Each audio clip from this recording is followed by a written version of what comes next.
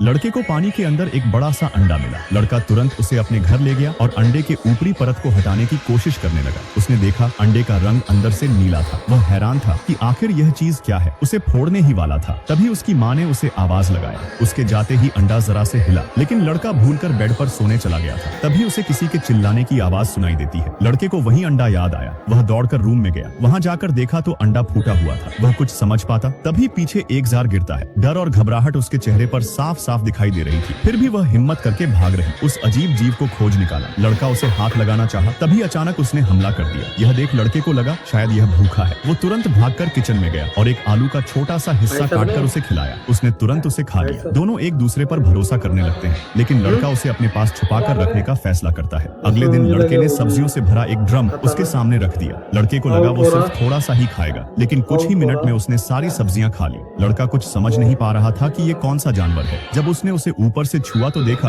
उसकी बॉडी का ऊपरी हिस्सा सख्त हो गया था, जिसके बाद उसने उसी ड्रम में पानी भर दिया। पानी में वो बहुत ही अच्छा महसूस कर रहा था, क्योंकि यह एक समुद्री घोड़े का बच्चा था जो समुद्र की गहराइयों में रहते हैं। यह बात लड़के को अपनी बहन से बताना पड़ा। जब दोनों बाथरूम में उसके साथ थे, तभी लड़के के अंकल अचानक बाथरूम में घुस गए। यह छुपी राज उन्हें भी पता चल गई, लेकिन आदमी ने यह बात सबसे छुपाने का लड़के से वादा भी किया। लेकिन उसी रात वह जीव अकेला घर में घूमने लगता है। अचानक उसकी मुलाकात घर के पालतू डॉग से होती है। छोटा समुद्री घोड़ा सीढ़ियों से गिरते हुए भागते हुए घर के बाहर आ जाता है और एक मूर्ति के ऊपर बैठकर स्टैचू बन जाता है। डॉग के जाने के बाद उसकी नजर पीछे पुल में बहुत सारी मछलियों पर पड़ती है। उसने तुरंत छलांग लगाई। अगली सुबह जब आदमी उसे देखता है तो समुद्री घोड़ा अपने साइज का 20 गुना बड़ा हो चुका था। आदमी उसे पकड़कर समंदर में ले जाता है, लेकिन उसकी नजरें लड़के को खोज रही थी। आदमी ने एक आलू पानी में फेंका। समुद्री घोड़े के पानी में जाते ही लड़का तुरंत गाड़ी की तरफ चला गया। फिर भी उसकी नजरें लड़के को खोजती रही। फिर लड़का पूरे एक हफ्ते बाद दोबारा नाव पर बैठकर समुद्र में जाता है और उसको आवाज लगाता है। अगले ही पल लड़के ने कुछ खतरनाक देखा। अब छोटा सा समुद्री घोड़ा एक डायनासोर जितना बड़ा हो चुका था। लड़का उसे सहलाता है और उसके पीठ पर बैठ जाता है।